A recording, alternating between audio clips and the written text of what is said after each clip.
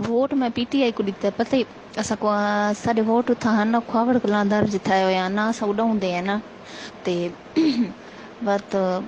मेरे ना अंकल और ना नवानी तक पल्ले ले सामी अबू ते अंकल और सारे नवानिया दी पार्टी दे ना वत उना आखे भाई ना असा सारा समझने वैसे नवानिया को दिसो अबू पल्ले आखो आया ना भाई नवानिया को दे असा का ठीक है बात ना उना पता कि नवानिया अपनी कार भेजी है मेरे अंकल उना को आखे उना दा वड्डा बना होया लीडर जिवें ओंदा उना दा उन्हें तो टप्पा होया है बस निकम्मा जो रहा उन्होंने अगू पिछू फिरता रहा बस साडा आखस भाई ना मेरी अम्मी का कि भाई ना तबीयत खराब रही तो नहीं चल फिर सकती तो मैं आखस भाई ना वो भी थोड़ी बीमार है तो भाई ना कार भेजो ना उन्हें पता की किया उन्हें कार भेजी अपनी है ना होए असा उन्होंने कार ते चढ़ के गए ते अगर गए मेरी अम्मी ते भाभी ना सतरिया वन के पीटीआई को वोट चढ़ी है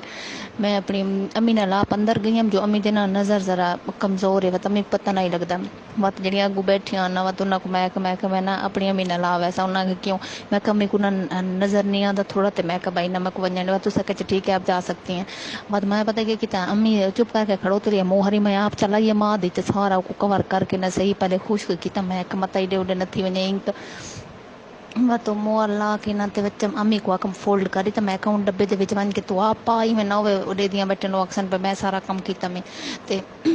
जिन्हें बाहर आई ना इतना आसा हसियां है जो बेहद मैं कार है मैं निवाणी आदि ते वोट पीटी आई ना बस मजा आ गया वैसे वोट मैं पीटीआई को दिता पता ही असा को साडे वोट था ना ख्वाबड़ कला दर्ज